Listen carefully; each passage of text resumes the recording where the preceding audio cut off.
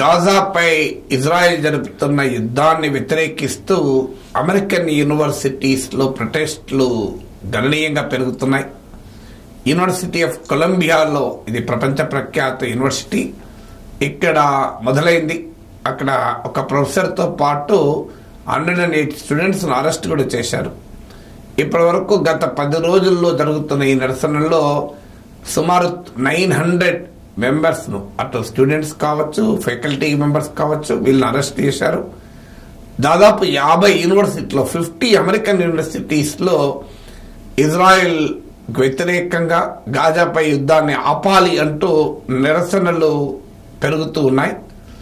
ఇది అమెరికాలో త్వరలో జరగనున్న ప్రెసిడెన్షియల్ ఎలక్షన్స్ పై కూడా ప్రభావం చూపుతాయా అనే చర్చ మొదలైంది. ప్రెసిడెంట్ బైడెన్ అణిక్కిపోకలుగా, అంటే ఏమాత్రము ఇఫ్స్ అండ్ బట్స్ లేకుండా, ఏ మాత్రము షరతులు లేకుండా ఇజ్రాయెల్కు పూర్తి స్థాయిలో మద్దతు ఇస్తున్నాడు. బైడెన్ ప్రభుత్వ విధానాన్ని వ్యతిరేకిస్తూ యూనివర్సిటీస్లో ఈ ప్రొటెస్టులు విస్తరిస్తున్నాయి.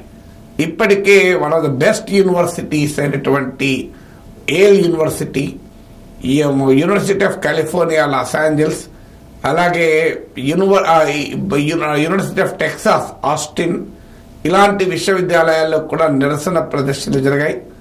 ఇవి అమెరికానే కాదు, ఆస్ట్రేలియా, యూకే, కెనడా, ఇలా ఫ్రాన్స్ లాంటి దేశాల్లో ఉన్న యూనివర్సిటీస్లకు కూడా పెరిగాయి. సో దీనికి కారణం ఏంటి అంటే, అమెరికాలో ఉన్నటువంటి క్యాంపసెస్లో ఉండే ఒక democratic thinking, democratic thought process. 50 ఏళ్ల క్రితం, గత 5 దశాబ్దాల క్రితం వియత్నాం వార్ మనకు గుర్తు. వియత్నాం పైన అమెరికా యుద్ధం జరిపినప్పుడు పెద్ద ఎత్తున యుద్ధానికి వ్యతిరేకంగా అమెరికన్ యూనివర్సిటీస్లో ప్రొటెస్టులు పెరిగాయి. అవి మామూలు ప్రొటెస్టులు కాదు. ఆఖరికి ఈ వార్లో పాత్ర వహిస్తున్నటువంటి అమెరికాకు వ్యతిరేకంగానే కాదు, ఈ యుద్ధంతో లింక్ అయి ఉన్న కంపెనీలకు వ్యతిరేకంగా కూడా ప్రొటెస్టులు పెరిగాయి. ఉదాహరణకు డోవ్ కెమికల్స్ యూనివర్సిటీస్లో ఒక మెయిన్ రిక్రూటర్ ఉంటే, మాకు ఆ డోవ్ కెమికల్స్ జాబ్సే అవసరం లేదు అంటూ యూనివర్సిటీస్లో ప్రొటెస్ట్ పెరిగాయి. ఎందుకంటే ఈ డోవ్ కెమికల్స్ తయారు చేసిన కెమికల్ నాప్లాన్ అనుకుంటా, అది వియత్నాంలో చాలా మారణ హోమానికి అమెరికా ప్రయోగించింది. సో ఈ యుద్ధ నేరాలకు ఆ డోవ్ కెమికల్స్ పరోక్షంగా సహకరించింది అని ఆ కంపెనీలను కూడా బైకాట్ చేయాలి, మాకు రిక్రూట్మెంట్, క్యాంపస్ రిక్రూట్మెంట్ రాకూడదు అంటూ కూడా అసలు జరిపాయి. సో ఇప్పుడు ఈవెన్ కొలంబియా యూనివర్సిటీలో జరిగిన ప్రొటెస్టులు కూడా డిమాండ్ చేసింది ఏంటంటే, యూనివర్సిటీ ఇజ్రాయెల్తో ఉన్న ఫైనాన్షియల్ టైస్ను బ్రేక్ చేసుకోవాలి, అలాగే ఇజ్రాయెల్తో సంబంధం ఉన్న కంపెనీస్ను యూనివర్సిటీ పిలవకూడదు, వారితో సంబంధాలు ఉండకూడదు అని ఈ స్టూడెంట్స్ అండ్ ఫ్యాకల్టీ ప్రొటెస్ట్ చేస్తున్నారు.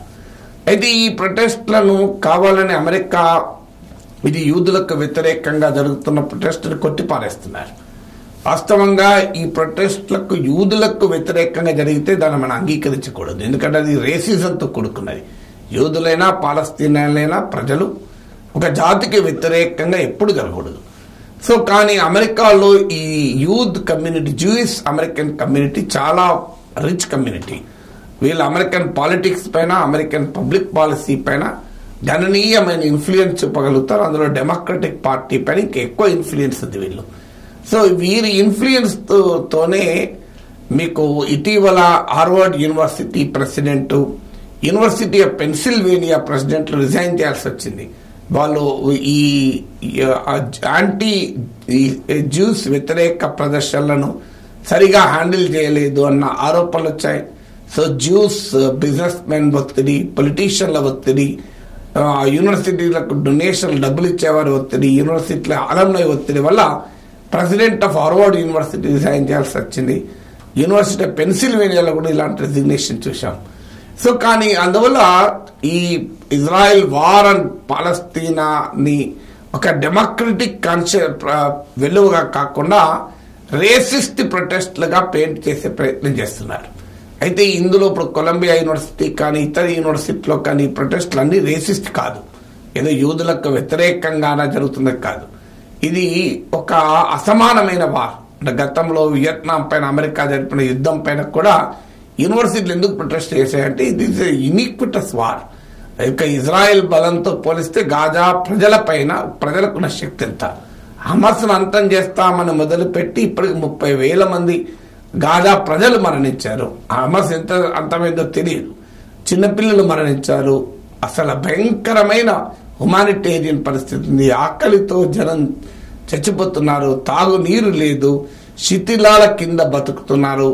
గాయాలను క్లీన్ చేయడానికి మినిమం మెడిసిన్స్ లేక సోప్స్ తో క్లీన్ చేస్తున్నారు. గాయాలతో చిన్నపిల్లలు హాస్పిటల్లో తిరుగుతున్నారు. ఈ ఉదయ విధారకమైన పరిస్థితులు అమెరికన్ విశ్వవిద్యాలయాల్లో కదిలిస్తున్నాయి.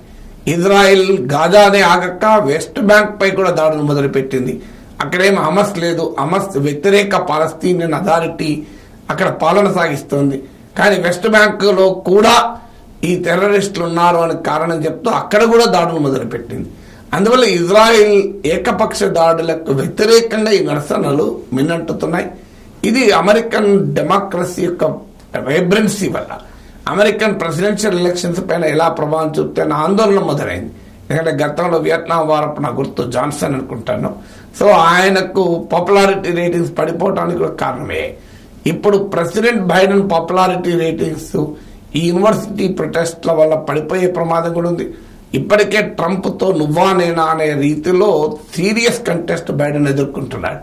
ఈ సమయంలో బైడెన్ యూనిలెటరల్ గా ఇజ్రాయెల్కి ఇస్తున్న మద్దతు, తనకు ఇజ్రాయెల్ పైన ఉన్న ఇన్ఫ్లుయెన్స్ ఉపయోగించి కనీసం మానవతా పరమైన స్పందనకు కూడా అమెరికన్ ప్రెసిడెంట్ ఒత్తిడి తేకపోవడం, ఇది పెద్ద సమస్యగా మారుతుంది. ప్రెసిడెంట్ బైడెన్ విజయావకాశాలను కూడా దెబ్బతీయవచ్చు.